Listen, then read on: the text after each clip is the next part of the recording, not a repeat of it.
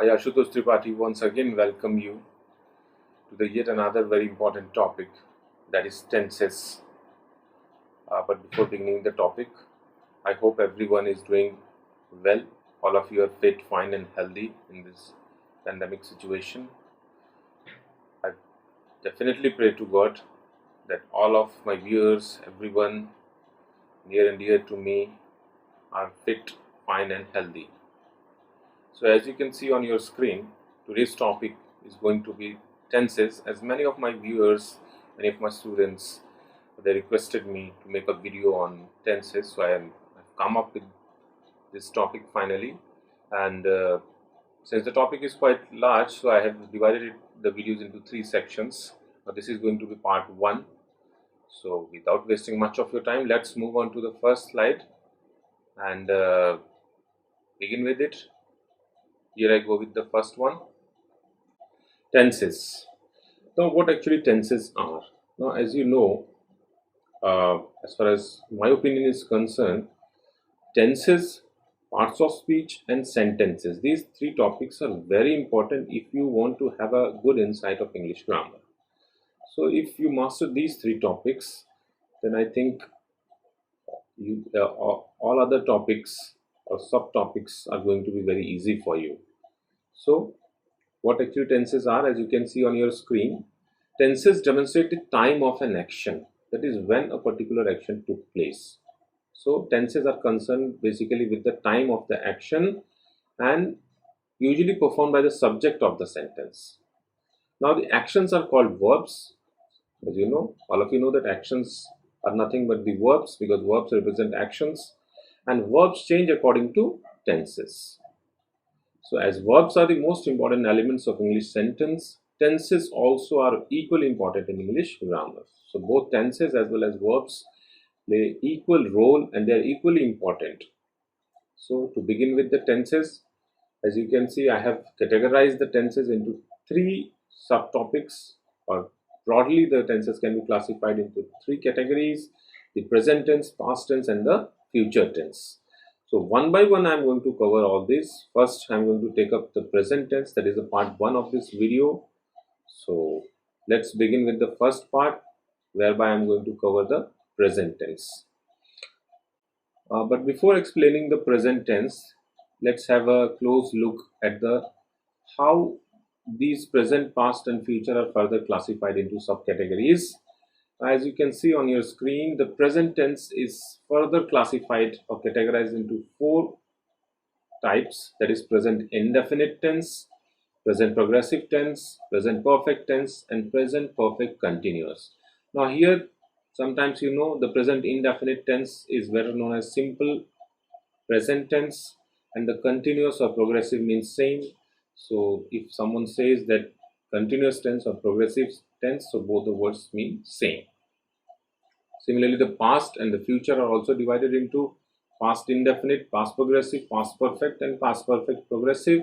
And finally the future, that is future indefinite, future progressive, future perfect, and future perfect continuous.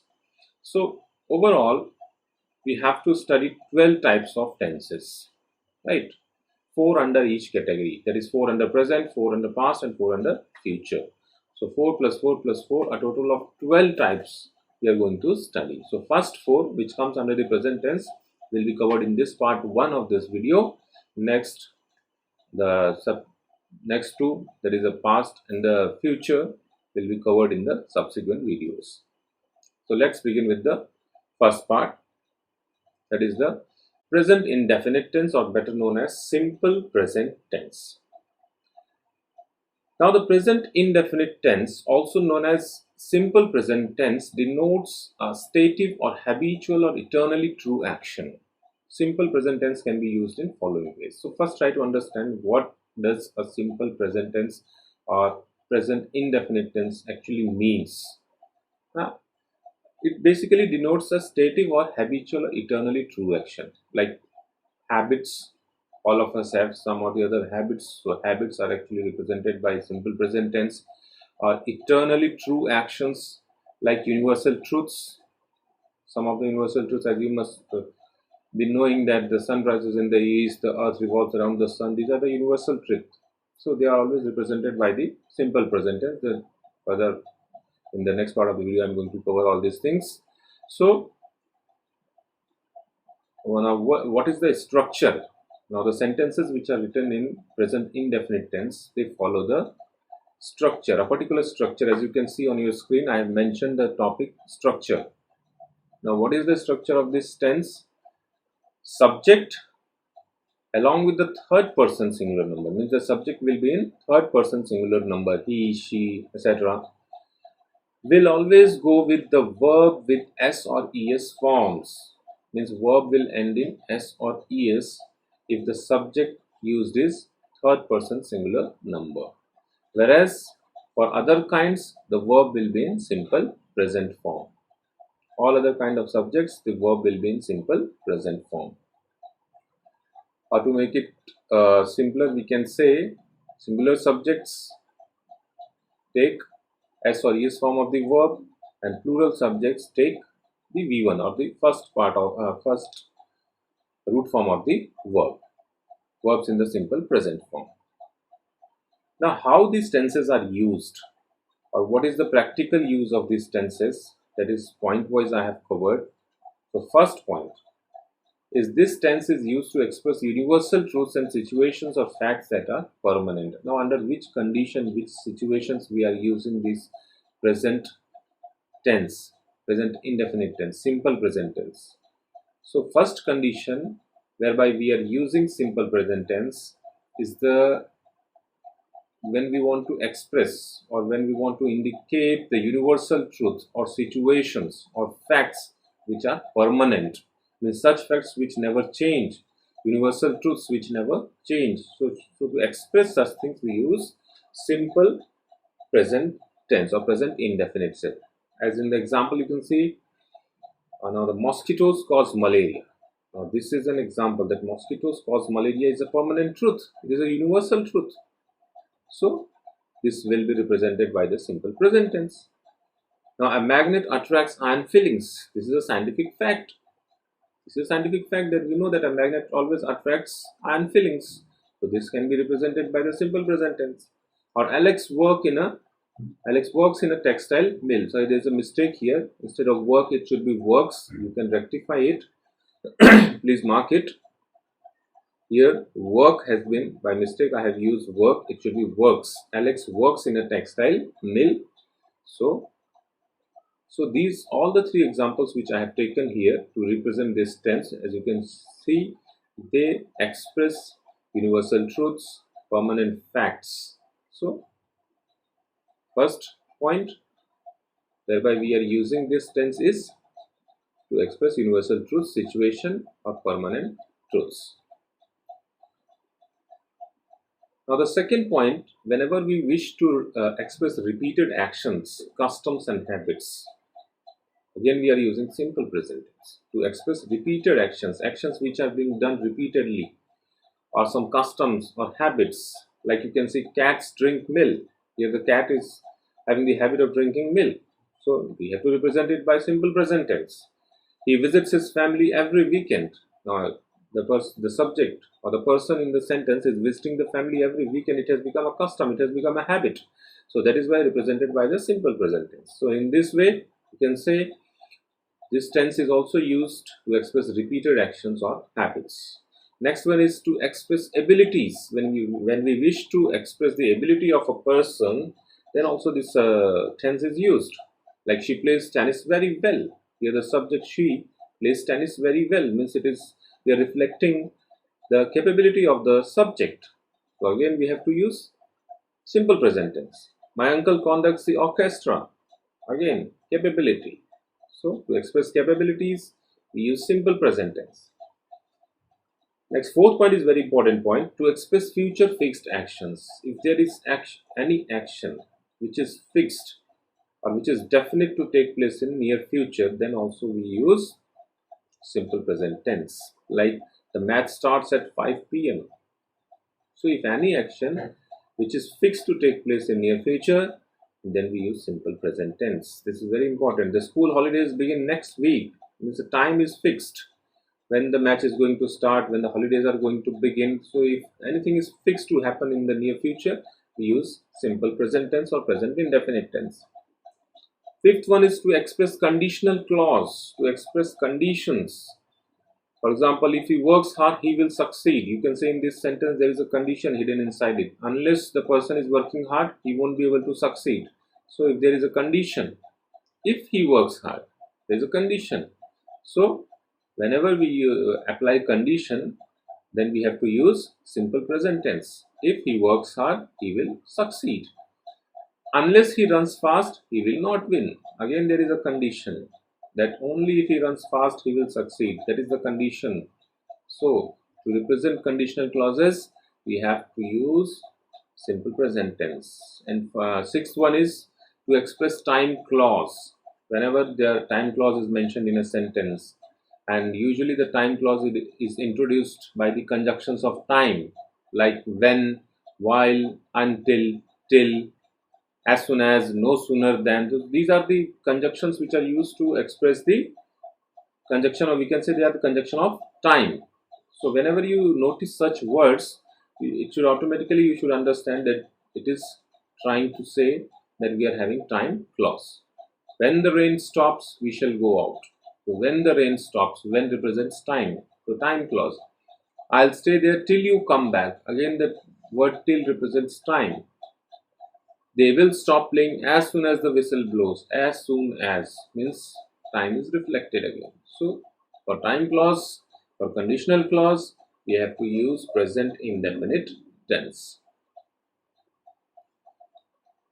That was all about the present indefinite tense. Now the next we are going to take is present continuous tense or present progressive tense. It is also known as present progressive. As you know, progressive and continuous means when any action is in continuation, it is going on and it is concerned with the present time, that is now. Like I can say, I'm recording the video. I'm recording the video. So the action of recording the video is going on. So this is present continuous form.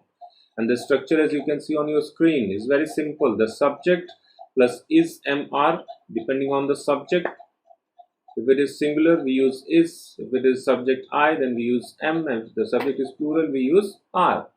Along with it, ing form of the verb is used. So subject plus is mr plus ing form of the verb, and then the rest part of the sentence. Now, under what conditions we are supposed to use this continuous tense?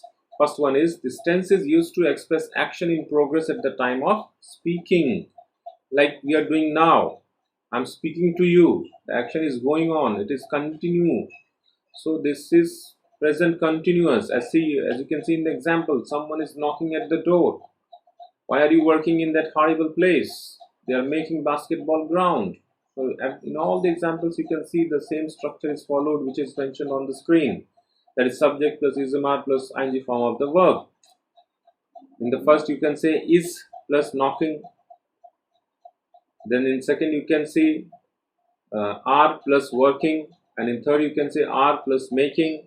So all the examples are going as per the structure. So when the action is continuing, that is ongoing, then we use present continuous tense. At the time of speaking, when we are speaking, the action is going on, so we use present continuous tense. Next one is to express temporary habit or situation. Now when we wish to express some temporary habit or situation, then also we use present continuous tense. Like in the first example, you say he is teaching at Mumbai University. Now this is why I have mentioned the temporary situation, because the subject he is teaching at Mumbai University, but when we are talking about that person, when we are saying this sentence that he is teaching at Mumbai University, probably he is not teaching at that particular moment, but the fact that he is teaching here there. So at that particular moment, he might not be teaching, but he is actually working there as a teacher, or he is teaching there. So it is a temporary situation. Second one is, I am traveling by bus tomorrow. What is he doing these days? So these are temporary situations or habits.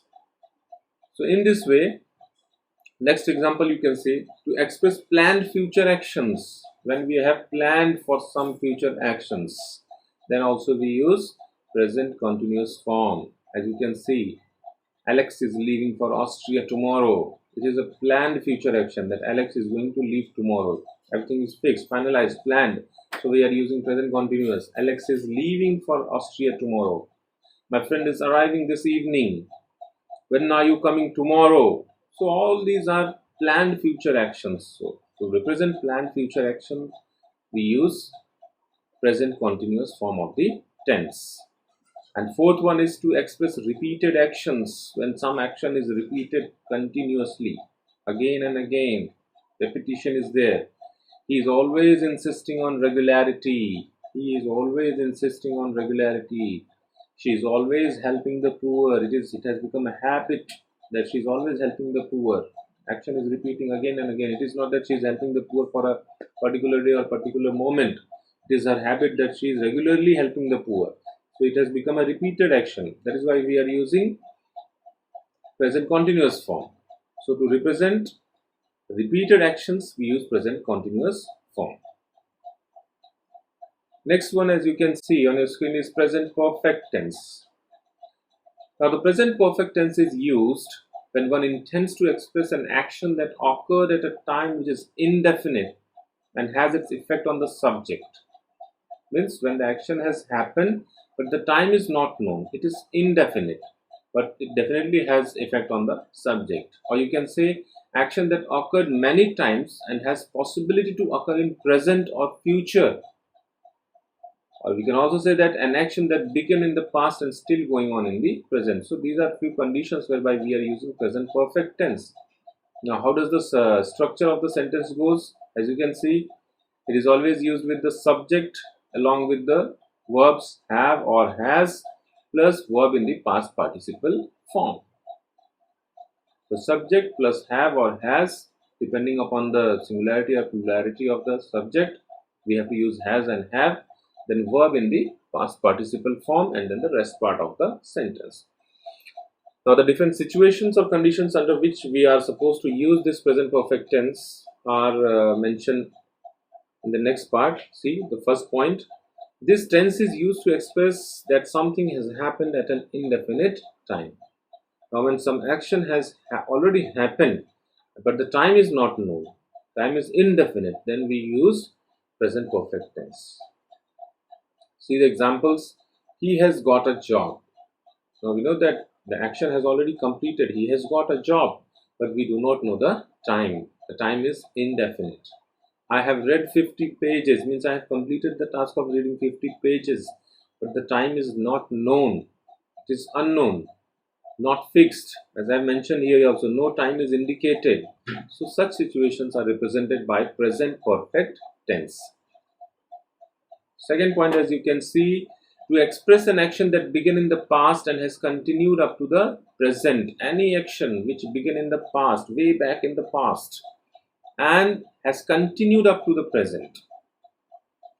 So any action beginning in the past and has continued up to the present. So if we wish to express such actions through sentences using the tenses, then this structure will be followed. He has lived in this apartment for 15 years. He has lived in this apartment for 15 years. I've briefly I've explained below the sentence in bracket that action still continues, still lives. That is, the action is continuing. For last 15 years, he is living in this apartment and the action is still continuing. He has been ill since last Sunday. So still ill at the moment. When we are talking about it, the person is still ill. The action is continuing, which started in the past, still continued up to the present. So to represent such actions, we use present perfect tense. Third one is to express that something has just happened a moment ago. When something has happened just a moment ago. So we use the words like just. So such actions are represented by present perfect tense. As you can see the examples, she has just gone out a few minutes ago or a few moments back. They have just arrived. So mostly we use just. When we use, most of us use this word just to represent action which has happened a few minutes, a few moments back. So such actions are also represented by present perfect tense. Finally, fourth one is to express repeated or habitual actions. Any action which is being repeated again and again, or an habitual action, is also represented by present perfect. Tom has practiced the game regularly. Tom has practiced the game regularly. He has been very regular in practicing the game. It's a repeated action. He practices daily. Daily he is practicing it. So it's a repeated action. That's why we have used present perfect. Tom has practiced the game regularly. I have often wondered why he acts in this manner. Means the way the person is acting has become his habit. He's behaving in that irregular way. So the subject is saying that I have often wondered why he acts in this manner. So he's continuously acting in the same way. It has become a habit or a repeated action. That is why we are using present perfect tense. So these are the four cases whereby we are using present perfect tense. Now see, there is a note I have mentioned here. There are certain adverbs associated with present perfect rather than with the simple past. When we use such words as lately, recently, just, already, we know that past event is closely connected with the present, and we therefore use the present perfect tense. See, with certain adverbs like lately, recently, just, already, these are certain adverbs with which we use present perfect tense, because this type of adverbs mostly what they represent, that uh, they show the connection. See the example, he had recently got married. He had recently got married. I have already cleaned the house. Huh? So these are the adverbs which are associated with the present perfect rather than with the simple past. As I have mentioned here in the note, you can see. And when we use such words, we know that past event is closely connected with the present. The past event is closely connected with the present. Finally, the fourth one, that is the point number 4, the present perfect continuous tense, or the present perfect progressive tense, you can say. Like the present perfect, this tense indicates the past event closely connected with the present. Now here the present perfect and present perfect continuous are closely, they are almost similar. It is distinguished from the present perfect in that it is used in three specific ways. Now, this tense, that is present perfect continuous tense, is used in three specific ways. Now, what are those three specific ways? Before moving on to that, let's first closely analyze the structure of the sentence. Now, the structure is subject plus have has plus been plus ing form of the verb and then rest part of the sentence. So this is the structure which is being followed here to write the sentences in present perfect continuous tense. Now the first condition whereby we are using this tense is to indicate an activity or state which started in past and has continued until present. Any action which started in past and has continued until the present. Like you can say, we have been revising grammar for 3 days. So here the subjects are revising grammar for 3 days. They started 3 days back, and even now, at the time of speaking, the action is going on. She has been cleaning the apartment since 7 o'clock. She started cleaning the apartment at 7 o'clock, and even now, at the time of the speaking, the action is continuing.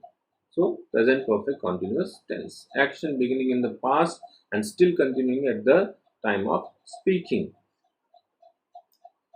Second, to emphasize that a past activity or state has been continuous or repeated. Now, any activity which is continuous or repeated again and again, so we can use this tense. In the bracket, I have mentioned that connected with the present but now ended. Means started in the past, but at the time of speaking, it has ended. Like they have been playing all afternoon. I've been taking medicine since last Friday. So, in this way, to emphasize that a past activity or state has been continuous or repeated, we use the present perfect continuous tense. Finally, the third one, to indicate that a past activity connected with the present but now ended has important result which is now being experienced. It's similar to the previous one. When we wish to indicate an activity which started in the past but has now ended, but it has an important result or outcome which is now being experienced. Like you can see in the example, we have been driving along muddy roads. We have been driving along muddy roads and now the car is dirty. So this is the experience, this is the outcome, that car is dirty. Car is dirty because the road has been very muddy. So car being dirty is the outcome of the first part of the sentence. So we have been driving along muddy roads and now the car is dirty. She has been studying all night and has fallen asleep in the class. Similarly here, because she studied all the night, so she has fallen asleep in the class. It is an outcome of the past activity. She has been studying all night and has fallen asleep in the class. So these are the three different ways in which we can use present continuous or present progressive, present perfect continuous or present perfect progressive tense. Now, many of you must be confused that both the present perfect and present perfect continuous tense looks very much similar. Yes, you're correct. Now, both these tenses can be used to talk about actions and events that started in the past and have continued up to the present.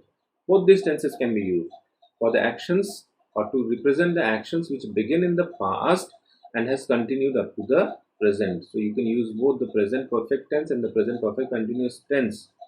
Like you can say, I have worked with them for 10 years. I have worked with them for 10 years. Present perfect tense.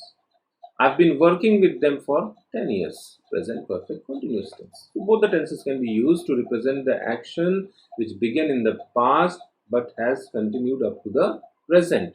The only difference is that the present perfect tense can be used to talk about finished events.